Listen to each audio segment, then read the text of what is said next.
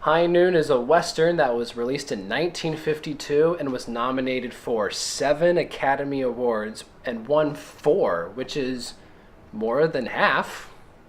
It stars Gary Cooper, Grace Kelly, and Uncle Billy from It's a Wonderful Life. Do you know his real name? I do not. The American Film Institute also ranks it as the number 2 Western out of their top 10 Westerns, second only to The Searchers. Wow. I was kind of disappointed going into this movie. See, and despite all of those accolades, I was not at all excited to watch this movie, but I ended up liking it a lot more than I thought I would. I was like glued to the TV the entire time we watched it. It's not necessarily a movie that I'm going to be excited to go back and watch over and over again. The movie begins with the marriage of Will Kane and his new wife, Amy. He is giving up his life as a marshal to go and run a store with her. But no sooner have they gotten married than they receive news that Frank Miller is back. They're waiting for him for the 12 o'clock train. You better get out of here, Will. Will Kane goes, not only do I owe it to myself to stop Frank Miller and his gang, but I need to protect the people of this town. They don't have a marshal until the next day. So really the town is kind of up for grabs for the next 24 hours or so. But what's really interesting is they get married at like 10:30, 10:45. And Frank Miller comes in at the 12 o'clock train. The movie is only an hour and 20 minutes long. It's almost exactly the amount of time that's supposed to elapse. Yeah. The movie basically is about Will Kane going around asking people for help to protect the city from these 4 villains. And everybody says no for one reason or another. He actively searches for help. And then those last 15 minutes, you can see him give in to despair. People are telling him to go, to leave. This isn't worth it. You are going to die. Everyone, including his new wife. So there's this sense of, even though everybody else is telling him to leave, he knows he has no other choice. Will has 2 women in his life. One is his brand new wife, and the other is his previous girlfriend? His new wife is Grace Kelly.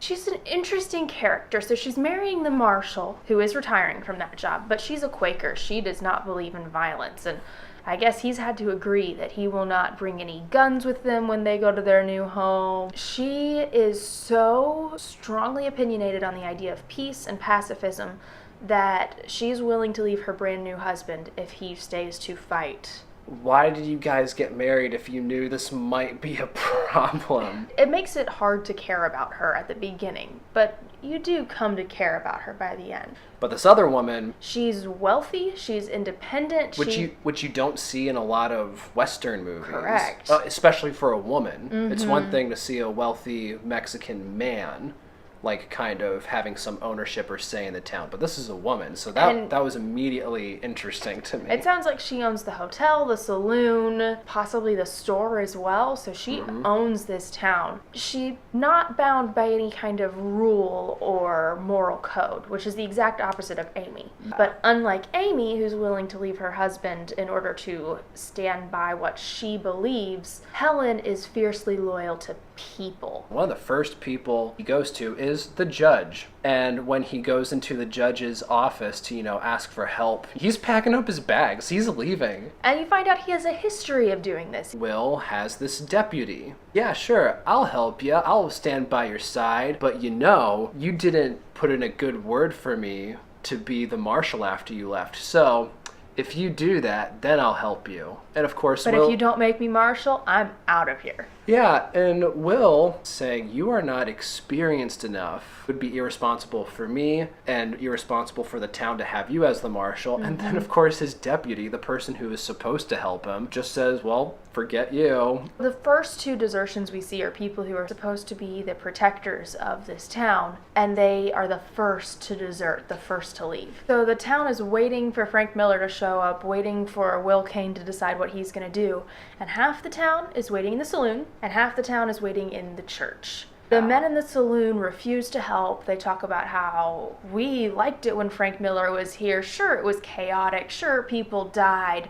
But we had a really great time, and now this town is boring. Then we go into the church. Right away, a couple people stand up to help. But then somebody's like, hey, wait a minute. Let's think about this before we jump into it. I think this was the most interesting scene from the movie. These men, when they first jump up, they're talking about, we're going to protect our kids, we're going to protect our wives. And yet someone points out, but you'll be in danger. And they sit down pretty quickly. And two most disappointing characters that he goes to ask help for. One of his best friends, he goes to his home, and the man looks out the window and he tells his wife, tell Will I'm not here. Just make up something. This man is hiding, asking his wife to lie to his friend.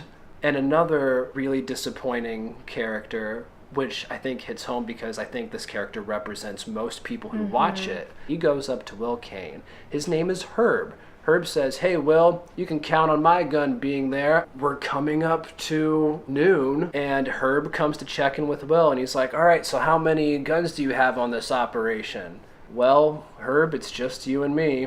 And he puts the gun down and leaves. His reason is very good because he says, I didn't sign up for this. I thought that there was going to be a team of us. And Will, I got to think about my wife. I got to think about my kids. And that was probably the most emotional moment for me in the movie because at first I'm like, yeah, I'd help you. And then when you realize it's just you and the sheriff versus these four really good gunfighters, that's tough. There are strength in numbers, but when all the numbers are stripped away, your confidence and courage can deflate, which is why Will Kane is such a great character, because he doesn't. He sees it through to the end.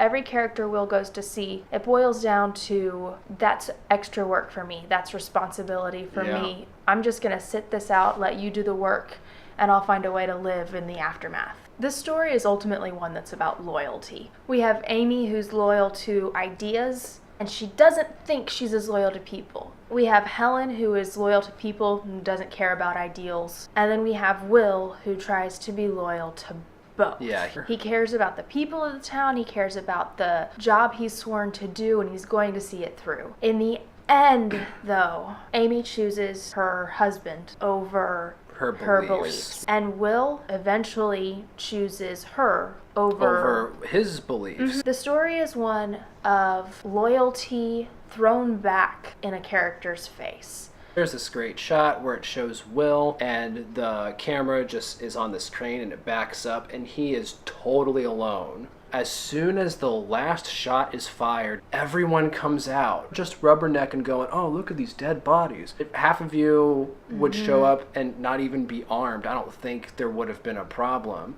Will takes his marshal's tin star and he throws it on the ground as if to say, thanks, people. And he and his wife just get on a carriage and they go around the corner, and that's the end of the movie. Wow. John Wayne, who is kind of like the star that everyone thinks of when it comes to a Western movie, said High Noon is the most un-American thing he's ever seen in his life. And I can understand why. His version of the West is a tough, fight for what you want, see it through. If John Wayne was Will Kane, he wouldn't go asking people for help. People would be coming asking him, hey, John Wayne, can we help? I don't need your help, Pilgrim. That's a bad impersonation. That's what you expect John Wayne to do. This is not that movie. No, I thought it was possibly the most honest American film I've seen. With a Western setting. Yeah. It's not the West we want to think of, but it is a very accurate representation of what people do. This town has been settled, it's been won, and that's all it took for them to get complacent and lazy and lose their focus on taking care of themselves. If you are a fan of stereotypical Western genre, where there's a lot of shootouts, chase the train, you're gonna rob the bank, if that's what you're thinking going into High Noon, you're gonna be disappointed because it's basically a lot of dialogue. The last 7 minutes of the movie it's very suspenseful, it's action-packed, but it's only 7 of the hour and 20-minute movie. But if you're interested in a movie that makes you stop and think about yourself, think Check it about the out. people around you, by all means check out this movie. For It's sure. a really interesting perspective. Thank you for watching, and we will see you next time.